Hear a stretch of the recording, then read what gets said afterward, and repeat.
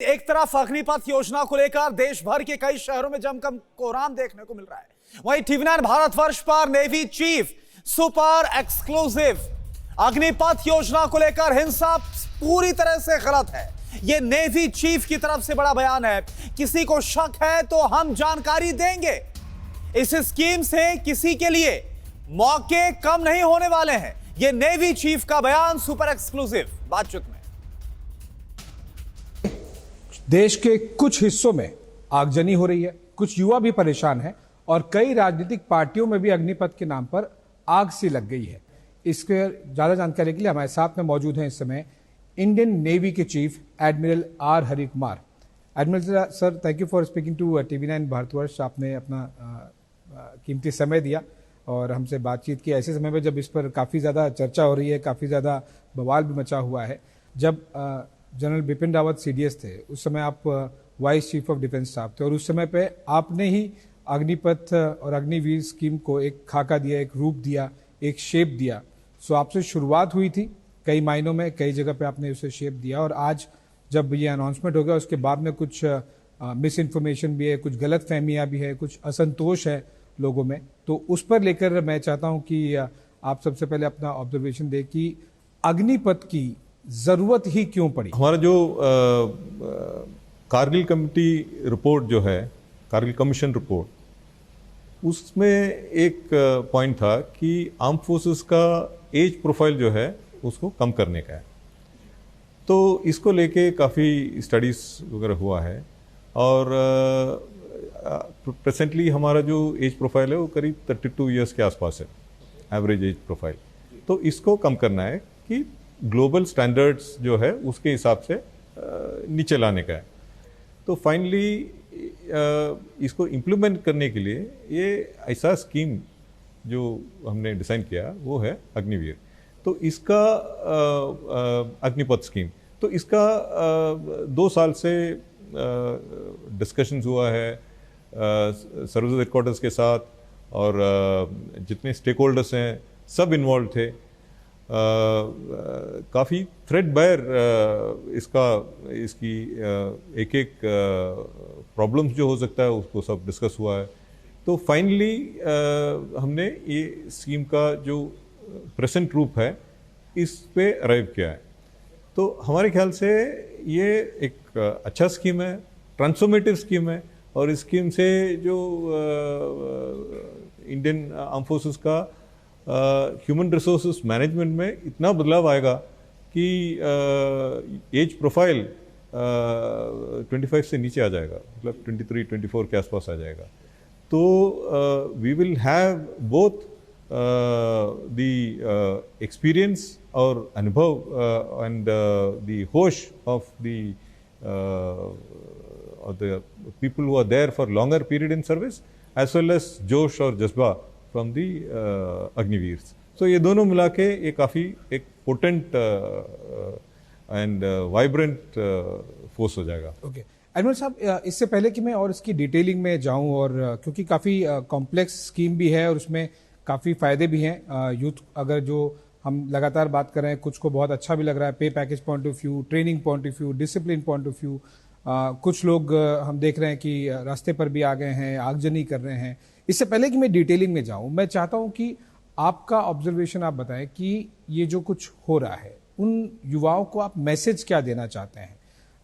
न केवल आप बल्कि तीनों सेनाओं के प्रमुखों ने, आर्मी चीफ और एयरफोर्स चीफ भी आपके साथ जॉइंट अनाउंसमेंट में थे, उस समय रक्षा मंत्री के साथ में। आप लोगों ने, मुझे जानकारी है कि कई सालों से लगातार रक्षा मंत्रालय में भी और भी बाकी जो मिनिस्ट्रीज हैं इसमें इन्वॉल्व, चाहे वो फाइनेंस मिनिस्ट्री हो, चाहे वो एजुकेशन मिनिस्ट्री हो, पीएमओ हो, सभी लोगों ने काफ़ी ज़्यादा इस पर रिसर्च किया, काफ़ी मीटिंग्स हुई हैं, काफ़ी प्रेजेंटेशंस हुए हैं, उसके बाद में इसे बनाया गया। लेकिन आज जो युवा असंतोष है, वो ट्रेन में आग लगा रहा है, प्रोटेस्ट कर रहा है, उनको आप मैसेज क्या देना चाहते हैं? आपका ऑब्जर्वेशन क्या है जो कुछ पिछले 3-4 दिनों से हो रहा है उसको देख के? मेरा मैसेज है कि ये ऐसा प्रोटेस्ट और वायलेंट एक्टिविटीज़ होना ही नहीं चाहिए। उनको ये स्कीम के बारे में पूरी जानकारी लेना चाहिए और इसके लिए गवर्नमेंट ने भी क्लैरिफिकेशंस किया है और हमने भी प्रेस रिलीज़ किया है। इसके बारे में काफ़ी स्टेटमेंट्स रिलीज़ हुए हैं और डिस्कशंस भी हो गए हैं और किसी को अगर कोई डाउट है तो हम इसको क्लैरिफाई करने के लिए हम तैयार हैं। तो ये स्कीम से किसी का अपॉर्चुनिटी कम नहीं हो रहा है, और हम लोग इसमें से फीडबैक भी ले रहे हैं। क्योंकि अभी एक फीडबैक आया था रिसेंटली कि कल ही फीडबैक आया था कि आपका जो 2 साल से रिक्रूटमेंट हुआ नहीं था, तो इसलिए कई लोगों का अपॉर्चुनिटी मिस हो गया। तो तुरंत गवर्नमेंट ऑफ इंडिया ने और मिनिस्ट्री ऑफ डिफेंस ने इसको जो एज लिमिट जो था 17.5 to 21 उसको इंक्रीज करके इस साल के लिए उसको 23 तक कर दिया, ताकि तो, वो भी अकोमोडेट, हाँ, ताकि वो भी अकोमोडेट है। तो इसलिए हम लोग एक इंटरैक्टिव प्रोसेस में हैं। कोई जो फीडबैक, पॉजिटिव फीडबैक जो आता है उसको हम लेंगे और एक्ट करेंगे ताकि लोगों को बेनिफिट हो जाए। तो अगर अग्निपथ और अग्निवीर स्कीम को लेके जो कुछ भी आगे भी अगर क्या ये माना जाए कि जो फीडबैक आते रहेंगे, मॉडिफिकेशन की जरूरत लगेगी, मैं आपको ग्राउंड लेवल से भी इनपुट्स मिलते रहेंगे, आर्मी नेवी एयरफोर्स से भी, कि ये चीजें बेहतर की जा सकती हैं। सो अग्निपथ और अग्निवीर जो स्कीम है वो आगे भी एज एंड व्हेन रिक्वायर्ड, जब भी बेहतर लगेगा, क्या तीनों सर्विसेज उसको मॉडिफाई करने के लिए तैयार हैं, और सजेशंस वाइज, फीडबैक वाइज? हाँ जी, जरूर, सर्टनली। इसको ये कास्ट इन स्टोन नहीं है। मतलब ये स्कीम तो अभी तो स्टार्ट किया है, इसको अभी रिक्रूट करेंगे हम, इसको आगे लेके जाएंगे। तो मैं ये नहीं बोलता हूँ कि इसमें कोई प्रॉब्लम नहीं होगा, प्रॉब्लम्स आ सकते हैं और लोगों का कोई कंसर्न्स वगैरह होगा।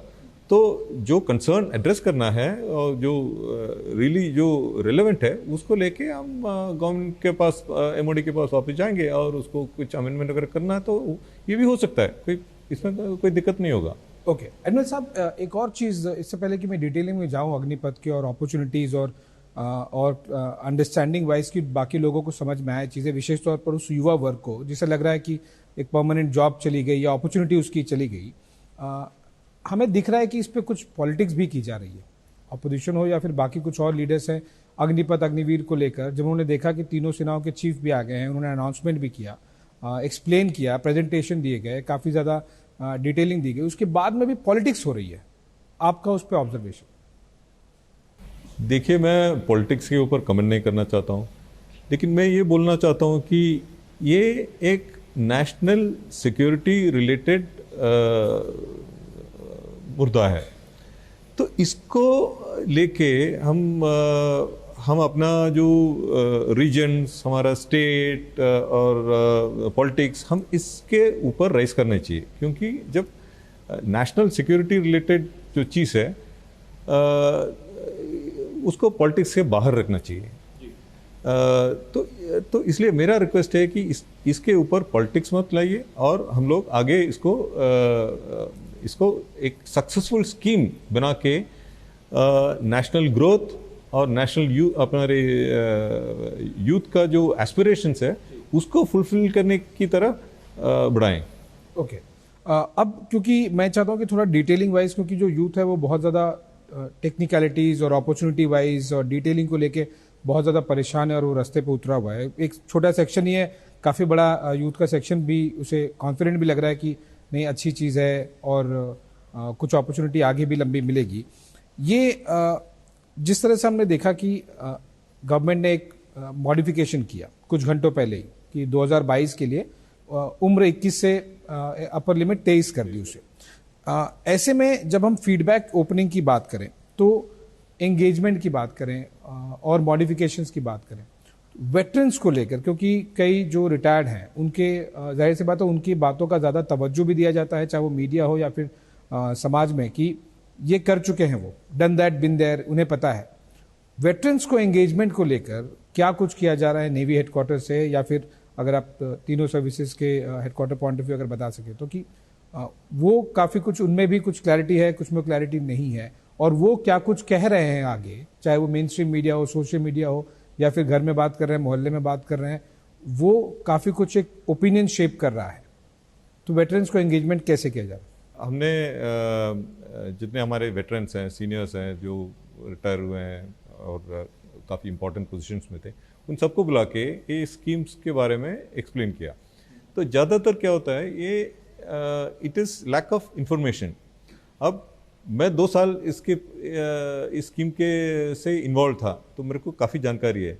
लेकिन जो ऊपर ऊपर से पहली बार उसके बारे में सुनता है, उसको ज़्यादा जानकारी नहीं होगा। ये सब लैक ऑफ इंफॉर्मेशन है। और एक बार हमारा कोशिश ये रहा कि ये वेटरन्स को बुला के एक्सप्लेन करें, और काफ़ी चर्चा हुई है।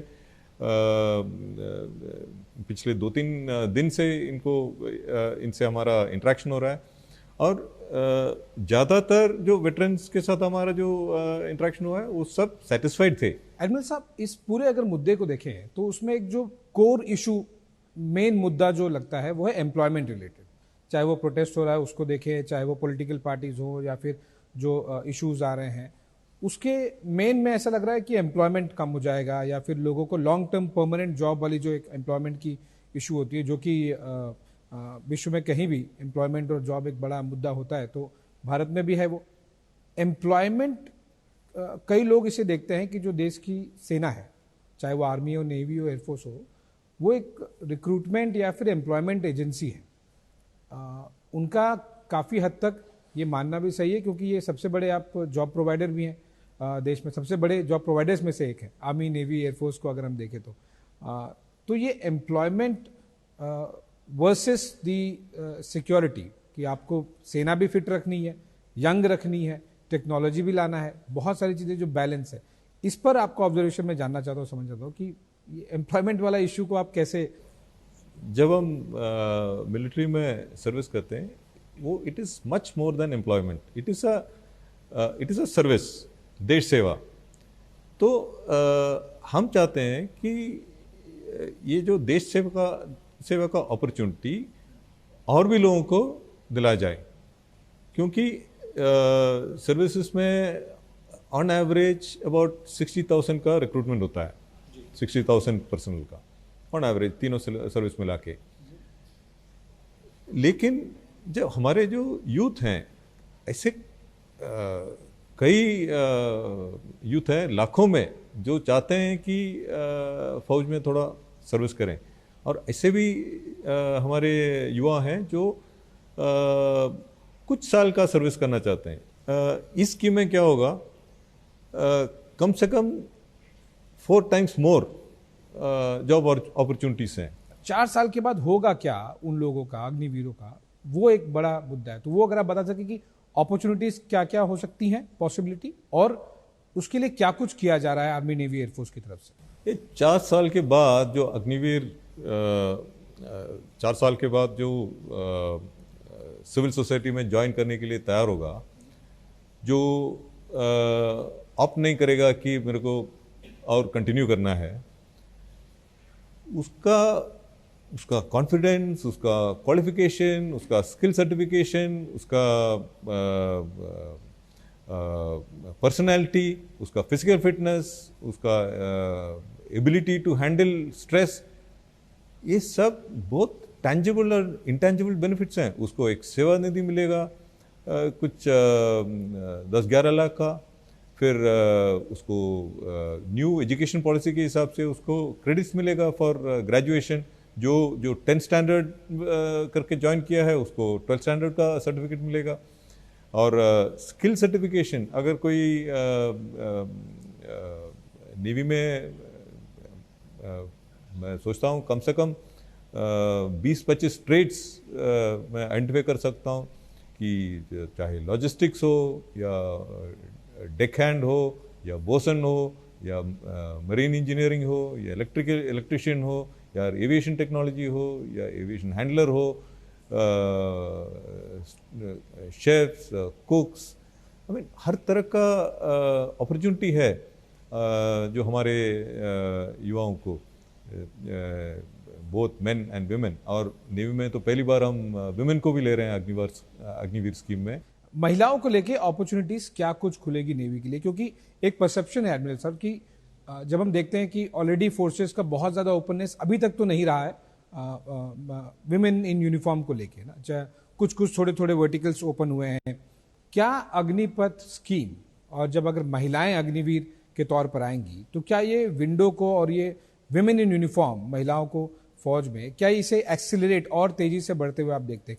मैं ये बोलना चाहता हूँ कि भारतीय नौसेना में उनको पूरी अपॉर्चुनिटी मिलेगा, हर वर्टिकल में, हर ट्रेड में, हर शिप में, हर सबमरीन में, हर एयरक्राफ्ट में। तो इसमें हमने कोई रुकावट नहीं डाली है। हमने बोला कि everything will be open and completely gender neutral. हम ये नहीं देखेंगे कि एक आदमी है, औरत है, बस ये देखेंगे कि ये पर्सन एक काम करने के लिए काबिल है कि नहीं। फोर्सेस के पॉइंट ऑफ व्यू भी समझना चाहूंगा, और मैं चाहूंगा कि आप टीवी9 के दर्शकों को यह भी बताएं कि उससे, इस अग्निपथ और अग्निवीर स्कीम से फोर्सेस को क्या फायदा होगा? फोर्सेस के लिए बहुत ही फायदा है, क्योंकि ये जब यूथ प्रोफाइल कम हो जाता है, आर्म फोर्सेस का यूथ प्रोफाइल जो है वो कम हो जाएगा कि 24-25 से नीचे आ जाएगा, तो हमारे शिप में या सबमरीन, एयरक्राफ्ट या आर्मी, एयरफोर्स, हर जगह पे जो वर्किंग हैंड जो है वो फिट होगा, वो टेक्नोलॉजी के लिए savvy होगा। क्योंकि जो अभी जो लोग आते हैं उनको वो स्मार्टफोन यूज़ करना आता है, तो बाकी टेक्नोलॉजिकली savvy है, उनको साइबर के बारे में मालूम है, IT के बारे में मालूम है। छोटी क्वेरी ये भी है लोगों को कि ऑपरेशनल डिप्लॉयमेंट ये अग्निवीरों का किस तरह से होगा, कहाँ होगा? आर्मी के पॉइंट ऑफ व्यू जैसे कि क्या उन्हें LOC LAC पर भेजा जाएगा क्योंकि वे युवा हैं, या फिर नहीं भेजा जाएगा? क्या नेवी पॉइंट ऑफ व्यू उन्हें बेस्ट ऑफ द शिप्स में भेजा जाएगा, या फिर वो सपोर्ट में ही रहेंगे कि आप सीखिए, देखिए? मैं ये बोलना, आशीष, मैं आपको ये बोलना चाहता हूँ कि अभी भी जो हमारे नॉर्मल जो एनरोलमेंट्स होता है उसमें सबसे पहले एक रिक्रूट ट्रेनिंग होता है, जहाँ 20 वीक्स का ट्रेनिंग होता है, फिर 2 वीक्स ऑन बोर्ड शिप में ट्रेनिंग होता है, मतलब 22 वीक्स का ट्रेनिंग होता है। इसके बाद वो जाएगा प्रोफेशनल ट्रेनिंग के लिए, मतलब it's called part 3 qualification of professional training. वो करीब 4 महीने, किसी स्पेशलाइजेशन से 5 महीने का होता है। तो ये ट्रेनिंग करने के बाद वो जहाज में जाएगा और फिर वहाँ काम करेगा for the next between ship and शोर 10 years, for the next 5-6 years। उसका नेक्स्ट जो एडवांस कोर्स है वो 5-6 साल के बाद ही आता है। मतलब उसका रिक्रूटमेंट के बाद, ये फर्स्ट ईयर का जो ट्रेनिंग के बाद next course comes after only about 5 or 6 years। तो अभी भी इस ट्रेनिंग में ज़्यादा डिफरेंस नहीं आ रहा है, क्योंकि वो सबसे पहले उसको रिक्रूट ट्रेनिंग दिया जाएगा।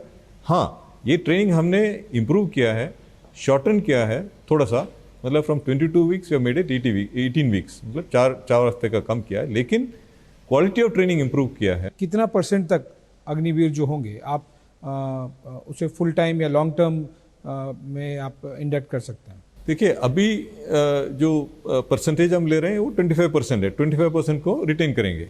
जितने रिटायरमेंट होंगे एक साल में, उनको हम प्रेडिक्ट कर सकते हैं कि 6,000 पीपल का रिटायरमेंट होगा, तो हम उसका 4 गुना रिक्रूट करेंगे, मतलब 20,000, हाँ, या 24,000 तक हम रिक्रूट कर सकते हैं, ताकि 1/4 को, 25% को रिक्रूट करेंगे। तो अब देखिए कि कितना गुना ये जो अपॉर्चुनिटीज बढ़ गया है फॉर रिक्रूटिंग। क्या इसका ये मतलब तो नहीं होगा ना कि जो नॉर्मल रिक्रूटमेंट प्रोसीजर है, चाहे वो NDA वाले हो या फिर INA वाले हो या IMA वाले हो, आई अंडरस्टैंड कि वो तो प्राइमरली ऑफिसर्स के लिए है और ये प्राइमरली सेलर्स एंड एयरमैन और सोल्जर्स के लिए है, जवानों के लिए। क्या वो भी अपने लेवल पे कंटिन्यू, जो कन्वेंशनल रिक्रूटमेंट ऑफिसर्स के लिए या फिर जो बाकी था, क्या वो भी कंटिन्यू चलता रहेगा? ये स्कीम अभी सिर्फ पर्सनल के लिए है, मतलब पर्सनल बिलो ऑफिसर्स रैंक के लिए है। हाँ, ऑफिसर्स के लिए ऑलरेडी एक शॉर्ट सर्विस स्कीम वगैरह है, बहुत पहले से है, लेकिन हमने देखा कि सेलर्स के लिए तो था ही नहीं, कभी शॉर्ट स्कीम तो था ही नहीं, क्योंकि जब आप ज्वाइन करेंगे कम से कम आप 15 साल तक साइन करना है आपको, और किसी सर्विस में जैसे एयरफोर्स में तो 20 साल के लिए तो साइन करना है। उन युवाओं को जो अभी आपको सुने TV9 भारतवर्ष पर, उनसे कुछ आप कहना चाहेंगे कि जो स्पेसिफिकली प्रोटेस्ट कर रहे हैं, जो आगजनी कर रहे हैं, उन्हें आप किस तरह से एज ए नेवी चीफ आप उन्हें क्या भरोसा दिलाना चाहते हैं, क्या कहना चाहते हैं to the message to the protesters? Please don't indulge in protests and violent activities. This is not good for the country. This is not good for them. This is not good for nation building. They have to be peaceful. They have to read and understand this scheme. ये बहुत अच्छा scheme है, transformational scheme है, ये scheme है beneficial scheme है। और इस स्कीम से मैंने बोला था कि ये बोथ मेन एंड वेमेन दोनों के लिए स्कीम लागू है। हमारी कोशिश है कि हर डिस्ट्रिक्ट से और हर विलेज से कम एक अग्निवीर हो। It may not happen immediately, लेकिन 4 साल 5 साल 6 साल तक तब तक हर ब्लॉक से एक अग्निवीर हो, तो उस ब्लॉक में जो आर्म फोर्सेस का जो कनेक्ट होगा वो और स्ट्रांग होगा। एक बार आपकी कंक्लूडिंग रिमार्क्स, जो कुछ आपने देखा है पिछले कुछ दिनों में, देश को क्या कहना चाहेंगे, लोगों को क्या कहना चाहेंगे अग्निपथ को लेकर? बल्कि मैं ये पूछना चाहता हूँ कि क्या आप नहीं चाहते हैं कि सबसे बेस्ट, सबसे फिटेस्ट, सबसे प्रोफिशिएंट, सबसे केपेबल और सबसे यंगेस्ट जो फाइट कर सकता है वो मैन होना चाहिए? मतलब आपका जो शिप है या बॉर्डर है या एयरक्राफ्ट है, it should be manned by the fittest and the best person, the healthiest person, so that he can fight. Correct? Don't you want to see कि आपका जो मिलिट्री है वो टेक्नोलॉजिकली साउंड है और टेक्नोलॉजी मॉडर्न है और एकदम जो लेटेस्ट टेक्नोलॉजी के साथ अडेप्ट होके सबसे ज़्यादा कॉम्बैटिबिलिटी हो? आप ये चाहते हो कि नहीं? फिर आप ये जब टेक्नोलॉजी हासिल करेंगे तो मैन पावर में रिडक्शन तो होगा ही, क्योंकि एक टेक्नोलॉजी की कॉम्पिटेंट आदमी जो है वो काफ़ी और कुछ कर सकता है यूजिंग टेक्नोलॉजी। सर्टली आपने एक बहुत ही इंपॉर्टेंट क्वेश्चंस पूछे और जनरली इंटरव्यू में एडमिरल साहब जो सामने बैठे होते हैं वो उत्तर देते हैं, लेकिन उन्होंने कुछ प्रश्न पूछे हैं इंटरव्यू के अंत में TV9 भारतवर्ष के दर्शकों के लिए, पूरे देश के लिए, पूरे समाज के लिए, कि अगर हम जो सपना सोच रहे हैं हमारे सेना किस तरह से होनी चाहिए, हमारे सेनाओं के पास हथियार किस तरह से होने चाहिए, तो उसके लिए अग्निपथ और अग्निवीर जैसी जो स्कीम है वो काफ़ी उसी दिशा में और